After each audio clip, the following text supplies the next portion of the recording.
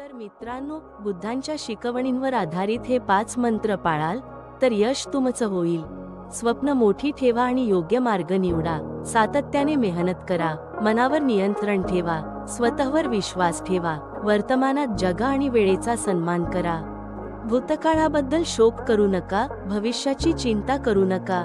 वर्तमानात जगा आणि त्याचा योग्य उपयोग करा.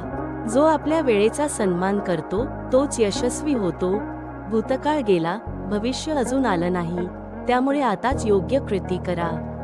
दुसऱ्या कोणावरही अवलंबून राहू नका. यशस्वी होण्यासाठी सर्वात आधी स्वतःवर विश्वास ठेवणं गरजेचं आहे.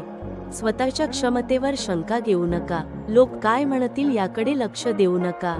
बुद्ध म्हणतात, मन हे सर्व गोष्टींचं मूळ आहे. जर तुम्ही मनावर नियंत्रण ठेवलं तर तुम्ही तुमच्या आयुष्यावरही नियंत्रण मिळवू शकता.